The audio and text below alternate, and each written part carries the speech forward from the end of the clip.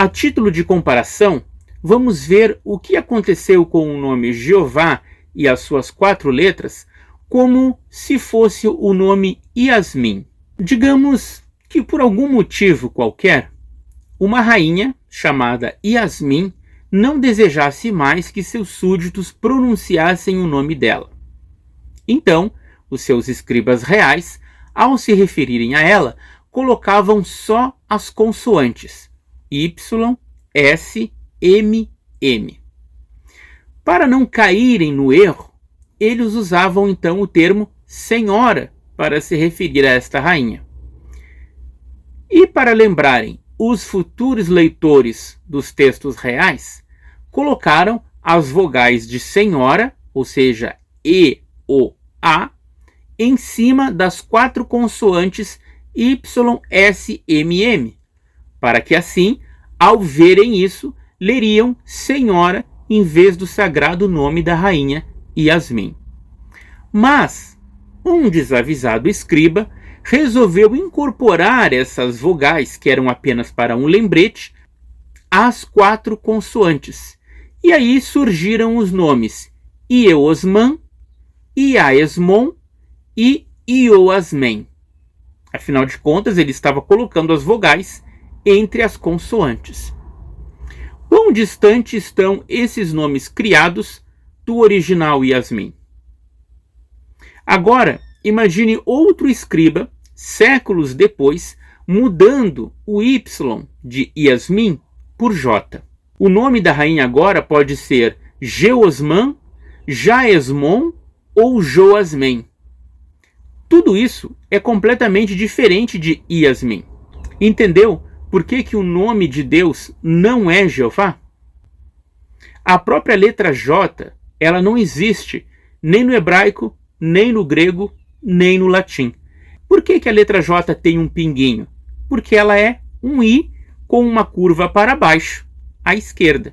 O próprio som I e I eram diferentes e passaram a ser representados de formas diferentes, criando a letra J. 2 dos reformadores que atuaram especialmente na gramática de seus idiomas foi Gian Giorgio, na Itália, e também Petrus Ramos, que fizeram propostas para a diferenciação desses 2 sons através do I que conhecemos hoje e do J. E o som, na verdade, o som J, ele já era comum entre a população, porque a língua é viva e vai se transformando ao longo do tempo. E depois os homens vão registrando isso através da gramática e de dicionários. Mas, com certeza, a palavra Jeová, esse som G, não existia no tempo dos hebreus. Isso foi sendo criado depois com o desenvolvimento da letra J. E vocês podem acompanhar no vídeo do Glossonauta, que explica de forma magistral essa transformação e analisando publicações antigas, não apenas bíblias, como também o livro Os Lusíadas, em português arcaico. Carta de Pero Vaz de Caminha, que eu estava mencionando antes. Aqui, a gente já tem o J, mas o J é simplesmente uma variante do I. Então você vai ter aqui, posto que o capitão mor desta vossa frota, e assim os outros capitães escrepuam a vossa alteza, a nova, vossa aqui com V pontudo, mas nova com o pontudo e aqui o arredondado, nova, não é noa, não, é nova, do achamento desta terra, nave, aqui a nave, escrita assim, não deixarei também de dar disso minha conta, vossa, cadê? Aqui, ainda, ok, conta a vossa alteza, assim como eu melhor puder, ainda que pelo bem contar, não sei o que, ainda, olha aqui, isso não é ajuda, isso é ainda, tá? E por quê?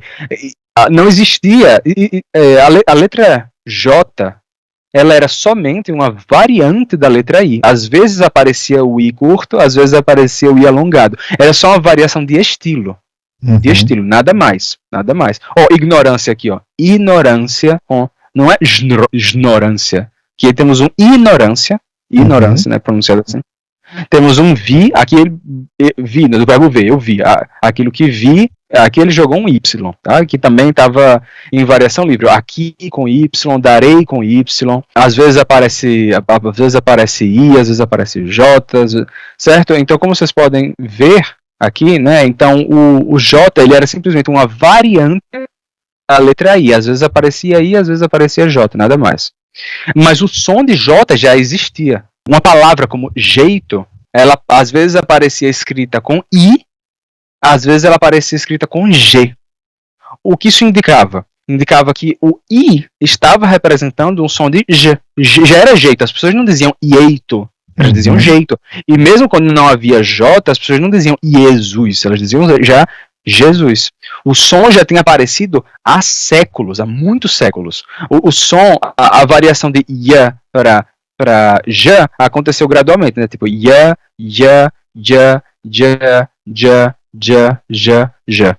E aí você teve essa variação, assim como teve Tiago, Tiago, você ia ter Jesus, Jesus.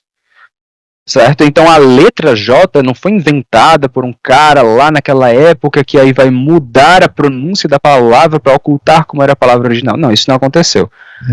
O processo de mudança foi esse como eu mostrei. A variação de I e J era comparável ao que a gente tem como a variação do A, que a gente vê hoje dessas duas formas. Tá? Então o I e J era mais ou menos uma coisa assim. Não era J, isso era só um I esteticamente diferente, nada mais. Até que começaram a ter a ideia de nós temos dois sons diferentes. E se, já que temos duas formas diferentes da mesma letra, se por acaso a gente usasse uma forma da letra para representar cada som? E aí surgiu a ideia do I vogal e I consoante com duas formas diferentes. Tá? E nessa edição aqui dos Lusíadas, de 1572, a gente já vai ter essa solução de fazer o seguinte, ó, desejam, com a forma alongada, para marcar a pronúncia consonante, né? J, desejam, vejam. Tá? Mas nesse mesmo texto, eles ainda não haviam tomado a decisão nessa impressão de usar o pontudo para fazer o som de V. E aí, duvidosos aparece assim, ó. Duvidosos. Então, eu tenho aqui um Almeida, edição de 1681, tá? Escaneada. Esse daqui, ele já separa ele usa tanto o J como o V da forma que a gente... Ó, esse daqui é, né, 1681, já século XVII, ele vai fazer, ó, ajuntando-se uma grande companhia e vindo a ele de cada cidade, disse por parábola. Esse daqui é um dos acusados de inventarem a letra J.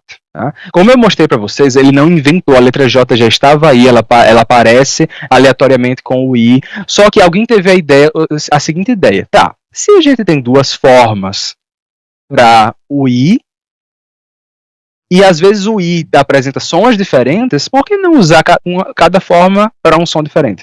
Então esse daqui é um dos acusados de inventar o J e deturpar tudo e esconder os nomes verdadeiros. É o Gian Giorgio Trissino. Também tem o outro lá que é o Petrus Ramos, né, Pierre de la Ramée.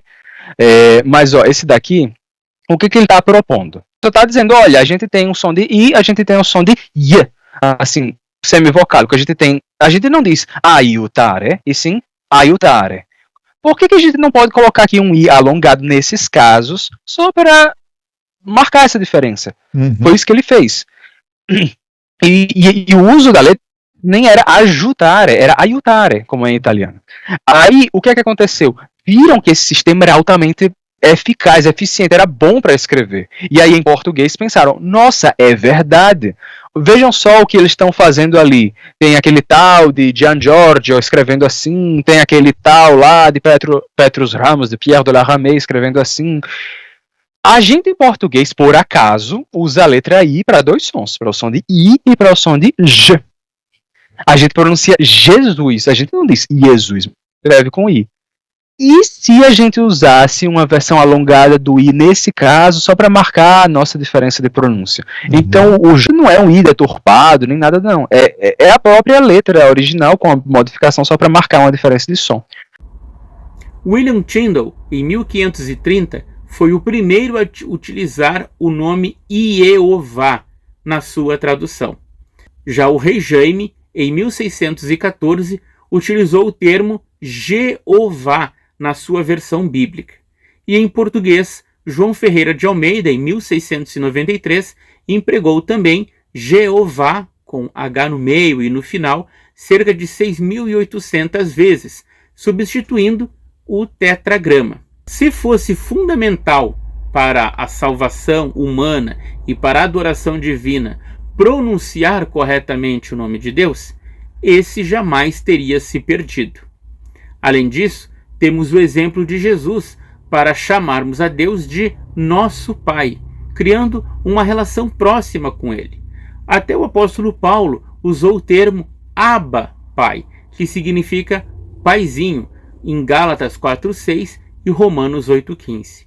Com certeza, chamar a Deus de nosso Pai ou paizinho é muito mais apropriado do que utilizar um termo que ficou banalizado entre as testemunhas de Jeová, um termo inventado e defendido pelo juiz Rutherford, uma apropriação da expressão testemunhas de Jeová, que estava se referindo aos antigos hebreus e agora sendo aplicado a uma parte de uma religião norte-americana. Mas mesmo sabendo de tudo isso, eu te pergunto, o que será que aconteceria se você passasse a falar o nome Javé ou Iavé em vez de Jeová dentro do salão do reino? Muitos talvez digam, nada iria acontecer, porque a torre de vigia reconhece que o nome Jeová é apenas uma das possibilidades e que não é o nome correto. Mas experimente usar no ministério de casa em casa ou através de um discurso na tribuna e você sentirá a ditadura do corpo governante, mesmo sabendo que o nome Jeová foi inventado e a sua pronúncia é muito diferente do que era nos originais. Continue acompanhando o TJ Ungido e descobrindo detalhes da história que a organização das Testemunhas de Jeová não lhe conta. Obrigado.